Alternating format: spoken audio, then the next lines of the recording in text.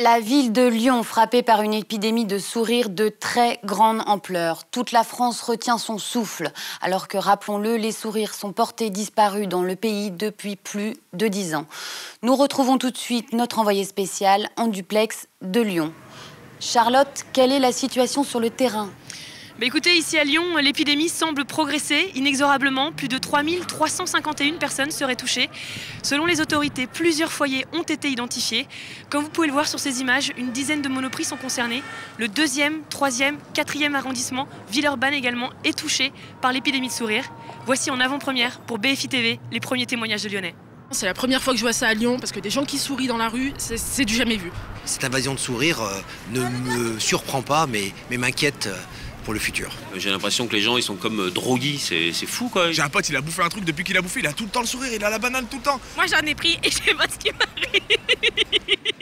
C'est donc un indice capital qui vient d'être révélé pour l'avancée de l'enquête. L'origine de toute cette joie, et plus précisément de ces sourires, est un aliment jusqu'alors inconnu. Je vous recontacte dès que j'ai plus d'informations. Merci Charlotte pour ces nouvelles et surtout, soyez prudente. Je me retourne maintenant vers nos invités, la députée Agrippine Pincet, bonsoir. Bonsoir. Et le sociologue Tristan Sinister. Bonsoir professeur. Bonsoir. Alors, professeur, vous êtes aussi le directeur de l'Institut national de morosologie et l'auteur du livre « Sourire moins pour vivre mieux ». Avez-vous un éclairage pour nos téléspectateurs ? Oui. Il est à noter que l'essentiel de l'épidémie prend naissance à Lyon. Ça n'est pas anodin. Lyon est la capitale de la gastronomie, très riche, disons. Et je crois que la clé du mystère se trouve là-dedans. Pour ma part, c'est un complot destiné à détourner les ménages de leur morale au plus bas. Il va falloir qu'on s'intéresse de près aux milieux épicuriens, qui ont certainement un rôle dans cette affaire. Oui, alors excusez-moi, je vous interromps, car une nouvelle primordiale vient de nous parvenir. Le service d'infectiologie du CHU de Lyon a isolé la substance. Nous avons en ligne le docteur Maison. Allô, docteur Maison ? Oui, je vous entends. Bonsoir. Votre équipe a-t-elle identifié le virus à l'origine de cette épidémie de sourire ?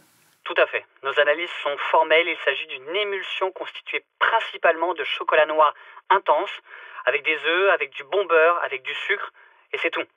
On dirait la recette d'un dessert fait maison.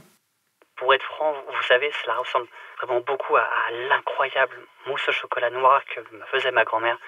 Alors, je vous en ai pas parlé, mais bien. C'est vraiment oui, merci docteur. Nous avons désormais une certitude. La contamination provient d'une incroyable mousse au chocolat noir. Il reste à situer la source.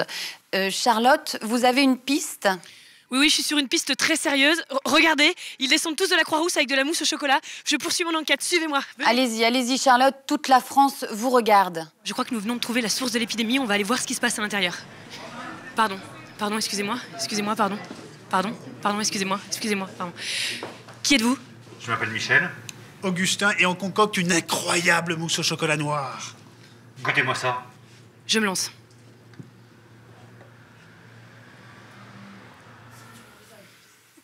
Alors, toute la France assiste en même temps à ce retournement incroyable. Pensez-vous que d'autres villes puissent être touchées ? Par exemple, Paris ? Non, aucun risque. On sait que par leur nature, les Parisiens sont immunisés contre le sourire.